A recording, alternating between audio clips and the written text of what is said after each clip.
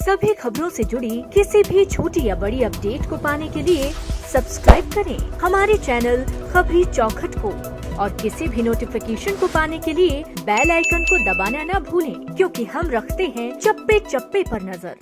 लोक जनशक्ति पार्टी यानी कि एलजेपी में विरासत को लेकर चाचा और भतीजा की जंग थमने का नाम नहीं ले रही। जहां चिराग पासवान लगातार पिता की पार्टी पर पहला हक रखने की बात कर रहे हैं, वहीं उनके चाचा पशुपति पारस ने पार्टी के ज्यादातर नेताओं का समर्थन जुटाकर एलजेपी पर अपने नेतृत्व का दावा कर दिया है। इस बीच चिराग ने हाल ही में एक भयंकर खुलासा किया है। दरअसल चिराग के खुलासे से पूरा राजनीतिक जगत हिल चुका है। चिराग ने दरअसल हाल ही में खुलासा किया है कि बिहार के विधानसभा चुनाव में उनका एनडीए से अलग होकर लड़ने का फैसला बीजेपी के साथ चर्चा के बाद लिया गया था, जबकि उस वक्त भी उनकी पार्टी में इस फैसले को लेकर आंतरिक मतभेद जारी थे।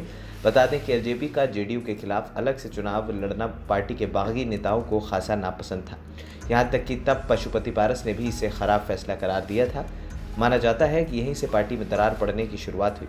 हालांकि अपने अकेले चुनाव लड़ने के निर्णय का बचाव करते हुए चिराग ने कहा कि फैसले को लेकर बीजेपी को सारी जानकारी दी गई थी। उनके राष्ट्रीय अध्यक्ष, गृह मंत्री और राष्ट्रीय महासचिव BL संतोष जी को बैठक के दौरान बताया भी गया था कि इससे 15 सीटों के साथ बिहार चुनाव एलजेपी का उतरना संभव नहीं है। द इंडियन एक्सप्रेस को दिए हुए इंटरव्यू में चिराग ने बताया कि बीजेपी नेताओं के साथ बैठक में उन्होंने साफ कर दिया था कि अगर आने वाली सरकार में उनके एजेंडे को कोई अहमियत नहीं दी जाएगी तो उनका ऐसे गठबंधन में रहने का कोई फायदा नहीं है। चिराग ने यह भी कहा कि उनका गठबंधन 2014 से ही भाजपा के साथ था, तब जेडीयू दृश्य में भी नहीं थी। इसलिए उन्होंने फैसला किया कि वो विधानसभा चुनावों में 6 सीटों को छोड़कर बाकी बीजेपी के खिलाफ नहीं लड़ेंगे। एलजेपी सांसद ने यह भी बताया कि चुनाव से पहले बीजेपी के साथ बैठक के दौरान ये भी कहा गया था कि चुनाव के दौरान या इसके बाद दोनों पक्षों के बीच कोई कड़वाहट नहीं रहेगी। उन्होंने ये भी कहा कि मैंने उनसे कहा था कि मेरा भरोसा बीजेपी पर है, नीतीश कुमार पर नहीं। वो बीजेपी के बारे में कुछ नहीं कहेंगे और जेपी से भी ऐसी ही उम्मीद करते हैं। लेकिन चुनाव के दौरान उन्होंने वोट कटवा से लेकर अलग अलग शब्द सुनने पर शुरू कर दिए, जिससे उन्हें काफ़ी कष्ट हुआ। चिराग ने यह भी कहा कि बीजेपी के साथ उनके संबंध एक तरफा नहीं रह सकते। उन्होंने आरोप लगाया कि ज़रूरत के समय भगवा दल उनके साथ नहीं रहा।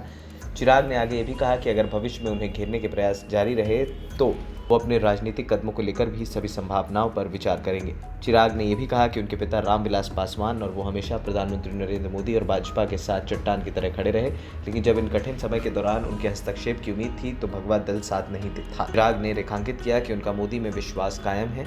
उन्होंने ये भी कहा कि लेकिन अगर आपको घेरा जाता है, धकेला जाता है और कोई फैसला लेने के लिए मजबूर किया जाता है तो पार्टी सभी संभावनाओं पर विचार करेगी।